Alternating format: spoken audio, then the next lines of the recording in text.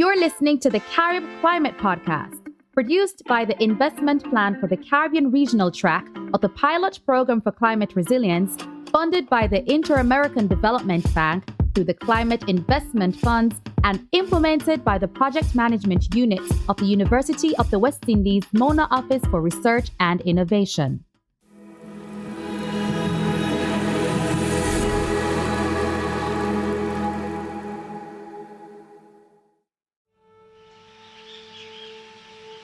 St. Vincent and the Grenadines, the land of the blessed, home to the oldest botanical gardens in the Western Hemisphere, and 32 smaller islands and keys, also known for its gold, black, and white sand beaches. In this episode of the CaribClimate Podcast, we speak to Rohan Kiezel from the Ministry of Finance, Economic Planning and Information Technology, and Tyshana Mcnichols, Environmental Officer with the Ministry of Tourism, Civil Aviation, Sustainable Development and Culture, to discuss the St. Vincent and the Grenadines National PPCR project.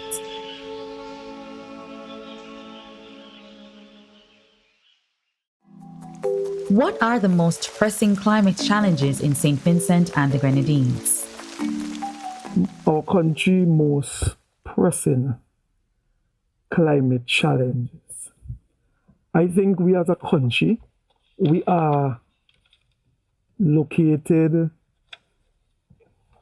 geographically, our geography, our socioeconomic circumstances has made us highly vulnerable to climate-related impacts and disaster, with implications on human health and well-being, our economic growth, sustainability of natural resources, and the environment. Heavy rains in the past, in 2011, December 2013, which caused a lot of flooding. Also the drought in 2009 and 2010, also in 2014 and 19, would have made us very vulnerable. Also, our low-lying coastal line on the mainland, where most of our population and infrastructure are concentrated, is at high risk to coastal erosion, sea level rises, storm surges. So those are some of the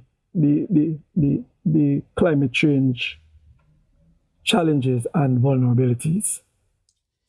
Yes, also we're prone to landslides, and with the frequent rainfall, heavier rainfall, that's posing issues to areas where we have unregulated residential development. Also, it would affect our agriculture, whether it be with the intense rainfall or more of the slow onset impacts of climate change like drought and so forth. What was the state of the climate response before the PPCR project? Before the PPCR project, there were activities where there were community programs that was implemented in vulnerable areas. Also, there was the automated weather station for monitoring changes in weather conditions over time. Water flow and water level monitoring station installed in some areas. Also, the absence of a national climate change strategy and implementation plan. Things were done in a very ad hoc manner. There were no central mechanism or unit to provide that overarching guidance for building resilience and mainstreaming climate change in our national development agenda. At the national level, the PPCR initiatives focused on enhancing physical infrastructure, natural ecosystems, and information management. There are a couple of initiatives that were implemented under the PPCR. First one, under the rehabilitation and risk reduction of transportation infrastructure, completed was the hydrology and hydraulic modeling and geotechnical site investigation That was done for bridges, fords, rivers. Also, under the Regional Collaboration for Natural Hazard and Climate Change Risk Analysis and Disaster Management, there were assessment on climate change impact on coastal and marine ecosystem and commercial fisheries. Diving and laboratory equipment were procured for the fishery department. Also, there were technical assistance and training to improve forecasting and intergovernmental coordination in meteorology. There were also technical assistance and training to improve forecasting and intergovernmental coordination for the Central Water and Sewage Authority staff.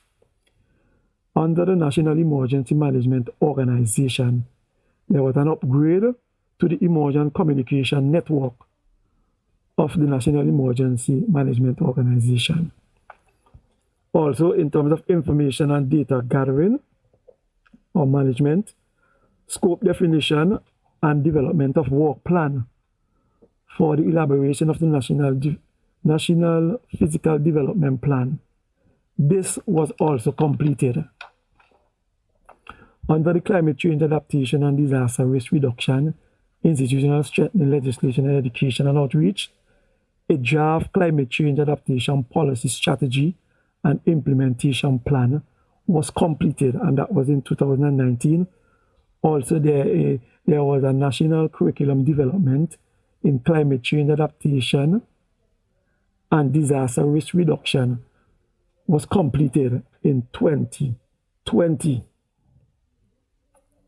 Also, in terms of regional collaboration for watershed management, there was a flood mitigation. There was preparation of a comprehensive integrated water management policy and action plan was completed for the Annisville area. Also, for the development of an integrated water management strategy and effluent regulation standard, this was completed also in January 2021. And with respect to the regional collaboration for coastal protection, there were feasibility studies, environmental assessment, and designs done for the Georgetown, Sanssouci, Rosebank, and Darkview areas. So all these studies and assessments were completed for coastal defense work. The pilot projects targeted critical areas to reduce vulnerability to recurring natural hazards. So under the first one that I spoke about, the hydrology and hydraulic methodology, the importance of pilots in this was to provide sufficient information/data for the construction of river defense works in Annisville, North and South Rivers. As a result, this intervention helped to mitigate flooding that is very prevalent in St. Vincent. Also, with respect to the assessment of climate change impact on coastal, the importance of that intervention was to allow the Fisheries Department to conduct certain assessment of coastal and marine ecosystem using in-house resources. Also, with respect to the training, St. Vincent as a whole, as a country, we have been equipped to better because of those training to improve the meteorological services, and also under the Central Water and Sewage Authority, they are now better equipped to fulfill its mandate, including integrated climate change into their planning and operation. The PPCR project provided resources to enhance data capture, enabling national bodies to carry out work more efficiently. The initiative was Regional Collaboration for Natural Hazard and Climate Change Risk Assessment and Disaster Management, right? As I stated before, the assessment of the climate change impact on coastal and marine. This initiative was important, right? Because it allows the Fisheries Division to conduct certain assessment on coastal and marine ecosystem using in-house resources. Before, there were limitations before the intervention they were not able to conduct those assessments using in-house resources. The equipment provided through the PPCR supported emergency response efforts, including the volcanic eruption in April 2021 and other extreme events. With respect to the National Emergency Management Organization, St. Vincent and the Grenadines is a very prone country with respect to natural disaster. We would have experienced hurricanes, flash floods, and most recently, the volcanic eruption.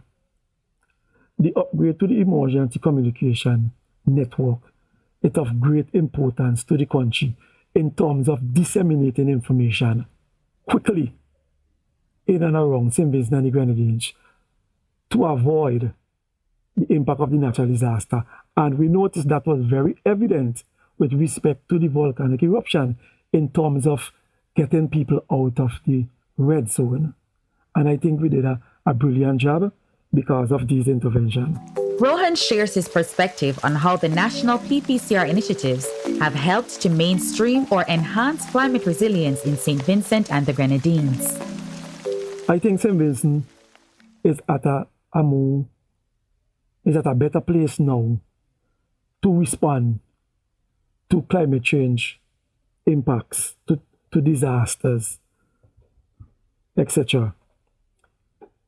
In terms of the national policy on climate change, it would have put St. Vincent at a place where there's a mechanism now where there's a central location where information regarding climate change can be disseminated. Quality information can be disseminated. There's a unit that has been established called the Sustainable Development Unit, who is actually spearheading that mandate. The provision of radios where those persons who are heading NEMO, they were able to disseminate information because of those kinds of communication to all the different areas, all the shelters, and that was very helpful. So through the monitoring process, where we have to sit and meet with different representatives from the different sectors, I think that would have helped to make each sector a bit more aware, bringing climate change issues and what have they done, what projects have they considered for climate change in their projects, in their activities under their sector.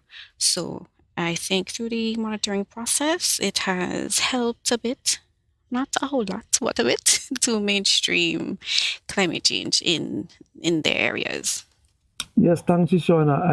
I totally forget that. Not only that, the Sustainable Unit, who is responsible for climate initiatives, they were under the Ministry of Finance and Economic Planning.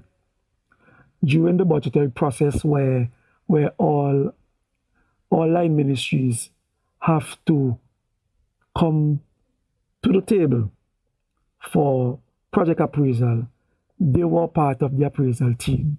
So all projects that came into the capital estimate, these experts were given a chance to peruse and to make the approval process more rigorous, and which took into consideration climate change issues.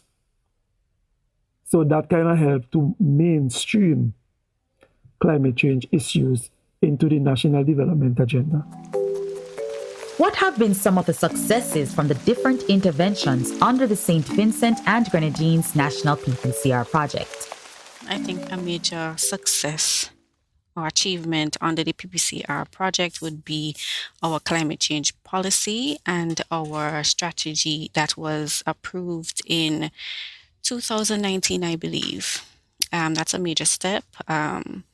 where, the policy would outline the steps needed to be a more resilient SVG, St. Vincent and the Grenadines, and it breaks this down in all of the sectors.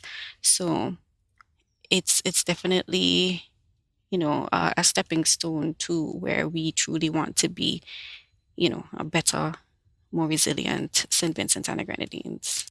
Yes, I agree with Tyshana. Major achievement under the RDVRP project.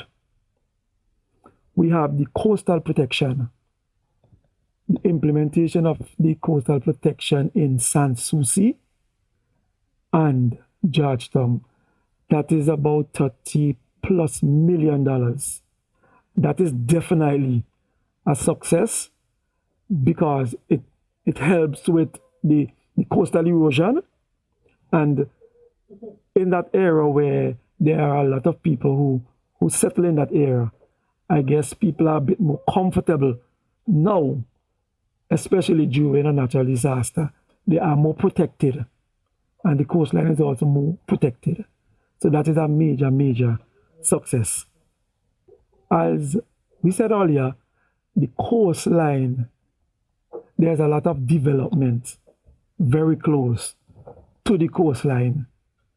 So with respect to the erosion, there are infrastructures, there are homes, I think there are banks. So with the implementation of the coastline defense, it's a little bit more secure now with respect to that intervention. It saves lives, it saves homes. Data availability plugged many gaps in adaptation response. However, capacity to manage the data posed subsequent challenges. Institutional strengthening is needed to adequately track and implement climate change and adaptation actions. So that's one. Another, data gaps exist due to limited human and technical support to undertake the necessary assessments. So analysis for projections and modeling and so forth. So yes, data gaps exist for when we're needed. These things are needed, sorry. There's also a need to complete our sector national adaptation plans for the various development sectors and to have dedicated and competent staff in each sector to assist in the tracking of adaptation actions and needs. Currently, we have an agriculture and a water national adaptation plan. So as stated, we need to complete the other sectors. So those are some challenges so far. It's a process. Funding is needed. So yes, those are the challenges. The project implementation also highlighted the need for more diversity of environmental data to strengthen decision-making and planning across different sectors, including water authorities, national parks, and land management. I think one of the challenges, especially from the monitoring standpoint, is getting all the key stakeholders to conduct training. There is always clash in activities from various stakeholders. So that was one of the challenges from the monitoring aspect. Also, there is always the issue of collaborating with agencies that you do not have control over. So that is always a challenge. Following the implementation of the pilot initiatives, what approaches would be needed to sustain the work that has been done through the national PPCR? Going forward, we mentioned about the climate change policy. That policy has been approved by Cabinet already. There is a committee, a draft committee. They are just waiting on the approval from Cabinet. So when that committee is set up, then the mandate that is described in the policy, we as a country can start implementing the policy. Also, I think St. Vincent need to just fully embrace and implement all the interventions that were under the PPCR, and to replicate and upscale what was done already. We have to take advantage of all the technical assistance and funding opportunities that are available. The CaribClimate Podcast is produced by the Investment Plan for the Caribbean Regional Track of the Pilot Program for Climate Resilience, funded by the Inter-American Development Bank through the Climate Investment Funds and implemented by the Project Management Unit of the University of the West Indies Mona Office for Research and Innovation. The CaribClimate Podcast, using data to make climate resilience greater.